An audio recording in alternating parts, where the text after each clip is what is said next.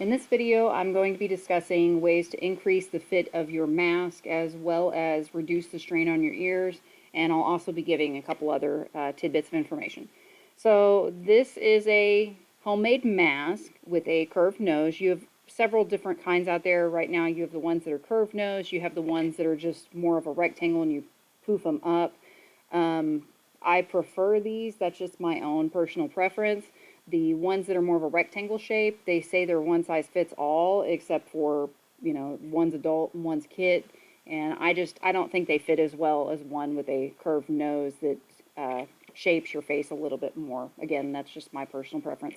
Okay, so what do you do if your mask is not comfortable around your ears? So you've got some that are actually made of elastic. You have some now that are made with hair ties because that seems to be a pretty common material that people are able to get. So here is one thing that has been going around the internet a lot.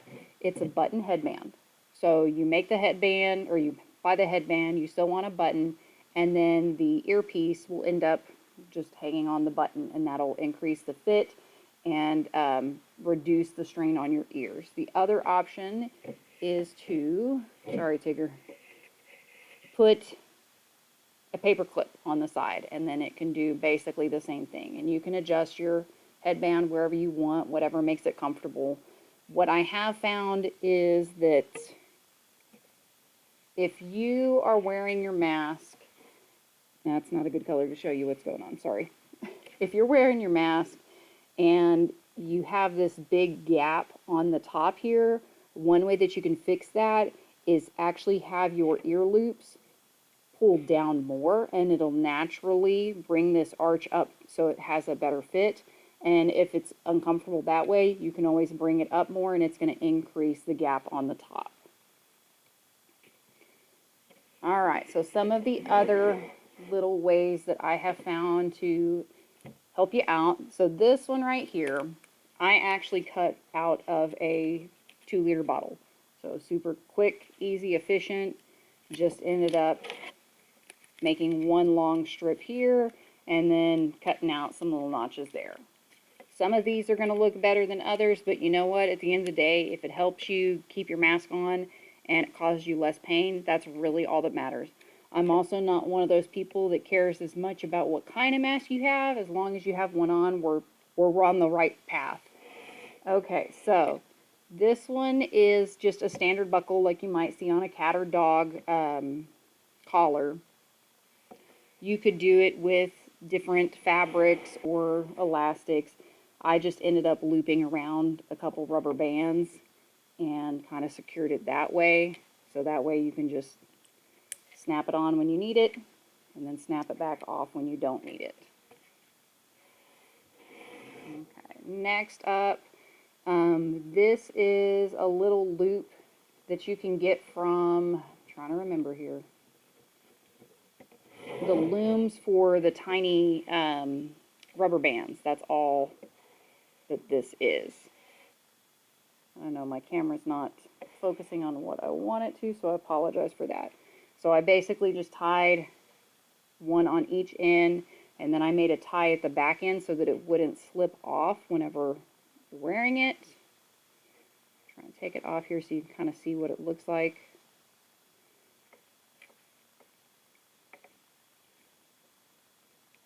I had also tried just sliding it down, but it slides out too much, so that's why I had tied it at the back end. But it just is a little bitty S-shaped device. Yeah, that's not quite working. Sorry, I'm dealing with a webcam here. But that's another way. Next, you have kind of a bungee cord type material and a quick release bead. So what I did with it was thread it through one side of the ear loop, through the other, and then the part in the middle. You could also tie these on like I did with the other one, and then you only have this piece to mess with, and of course slide it to your comfort.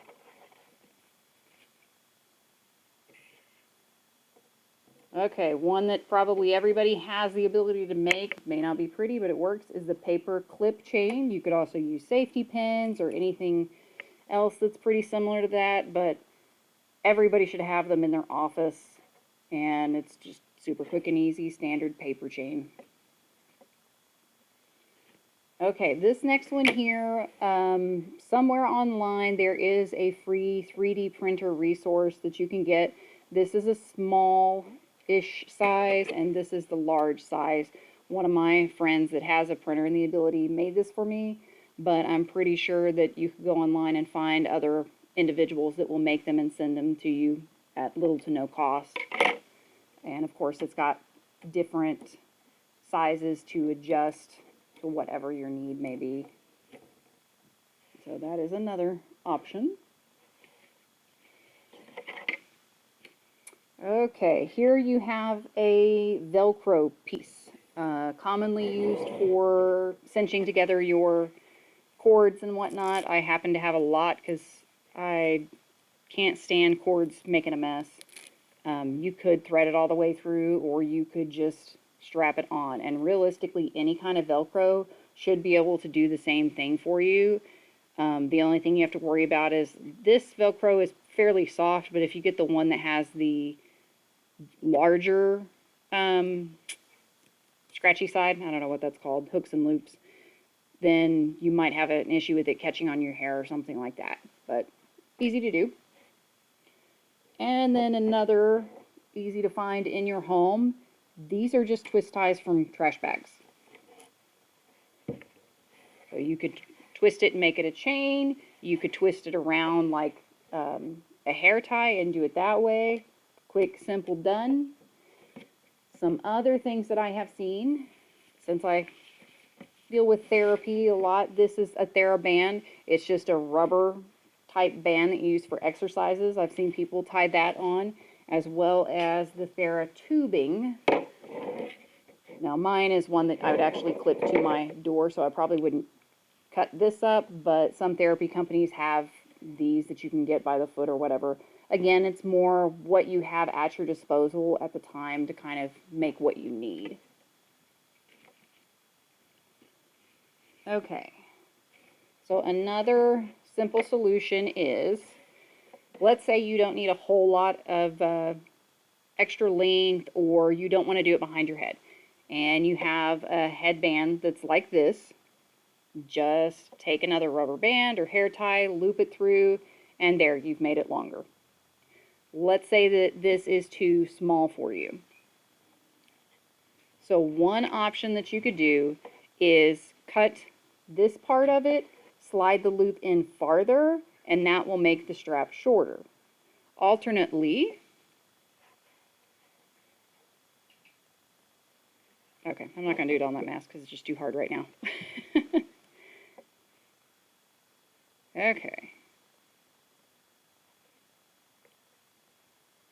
Make a knot in the hair tie and then pull it tighter and just make sure that it's all the way to the back or wherever you need it to be to make it a little bit smaller. Let's say you have the hair ties and you decided that you wanted to go for one that is the wraparound with the thread. Bias tape is very hard to find right now. Elastic is very hard to find. So another option I have found is get the flat shoelaces. So you could cut them up and you could end up, you know, doing one on each side. Grab out another, tie it on. Some people, they might want to keep the loops, so just leave the loops on and then have the bands on it. It's up to you. Oh, another little button idea that was there.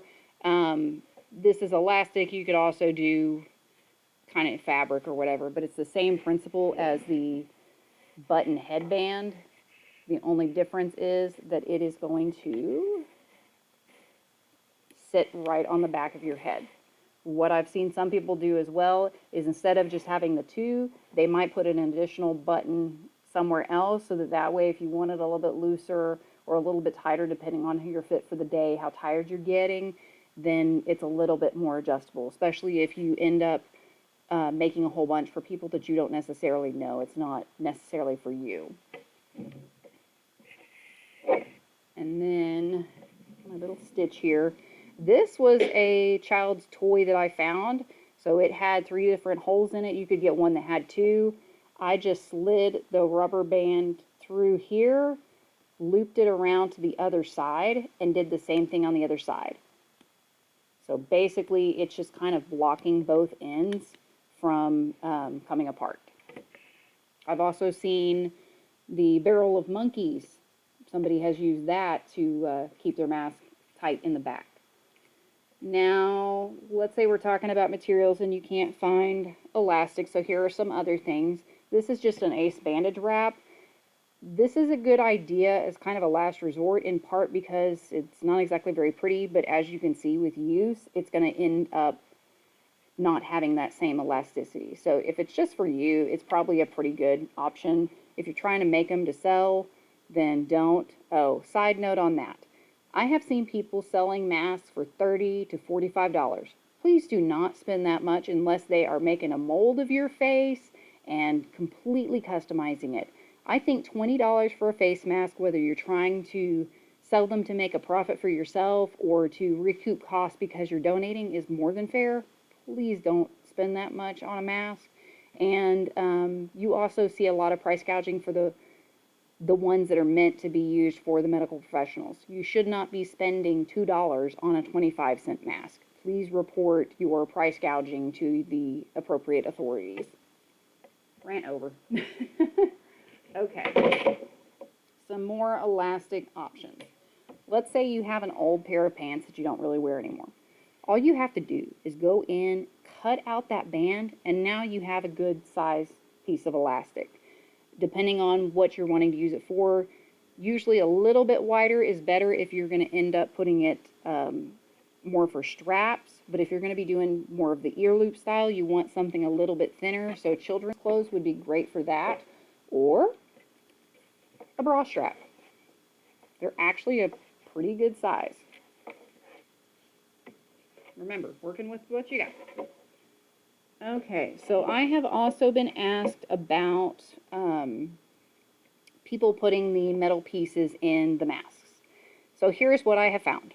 If you have one of the rectangle ones, which I have also worn in the medical field, the metal clasps do help form it to your nose a little bit better. If you're wearing one like this that has the curved nose, there's not really a whole lot of point to it. But if you want to, you can. So this one, I just took a pipe cleaner, glued it right on there. What you have to remember about things like pipe cleaners or other metal devices that you might use in this situation is it's going to rust and it's going to break eventually with washing and wearing and things like that. Also, I'm going to go over some of the care ways that you can take care and disinfect your masks, and those won't be an option just because they are metal. So that was one option that I had made. I had also tried making more like a pocket that would go on the top, and I also tried it in the bottom. That way you could remove the metal piece, and it really did the same thing for me. But let me see if I can find my wire. I had tried using some aluminum welding wire that had the best hold to it, but again, I didn't really find that it did a whole lot as far as increasing the fit on the nose. I had also done a triple fold on the pipe cleaner inside that sleeve to see if that made any difference, and once again, not so much.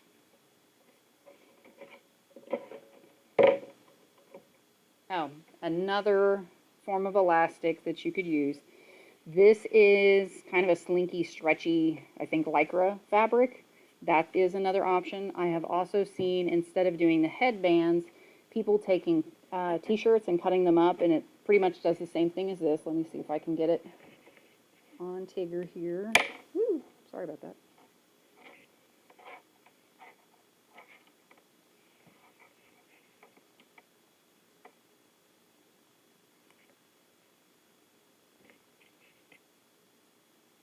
Okay.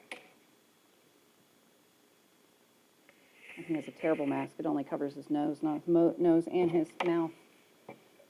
So people are taking the end of their fabric, looping it through the holes. And this is totally not cut to an appropriate size, but you kind of get the idea. So you get it looped through. So now you've got your mask on your face. You put your fabric behind you, and then you would tie it up. So that's just kind of another option.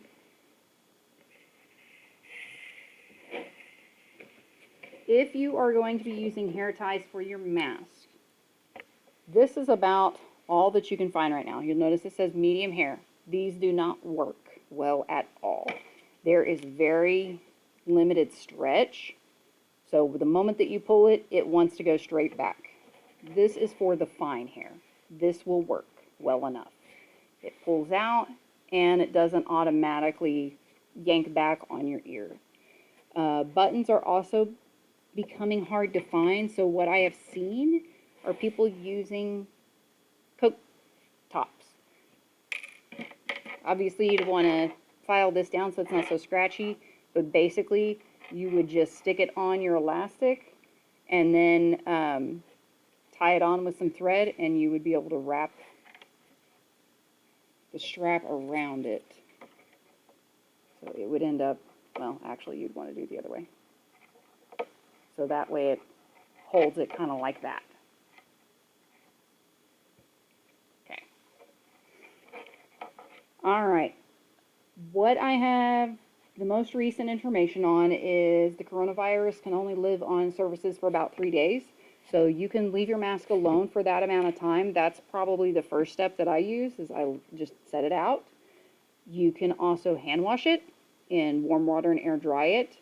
Depending on the fabrics, depending on what you have, something like this could be thrown in the washer and the dryer on probably a low heat, because it's going to end up shrinking, especially on the inside, depending on the materials that you're using. You could use a disinfectant spray on the inside and outside to kill it, and then of course leave it alone for a while so that it can dry appropriately. The masks that I make, you can microwave them, and that supposedly will also help sterilize. I do mine for about 30 seconds. And autoclaves are commonly used inside hospitals. What I recently learned is you can use your Instapot. So not just for cooking anymore, you can sterilize your masks with it. If you do that though, you want to make sure that you're not just placing it on a trivet. You put it inside of a glass bowl on top of that trivet with some water on the bottom.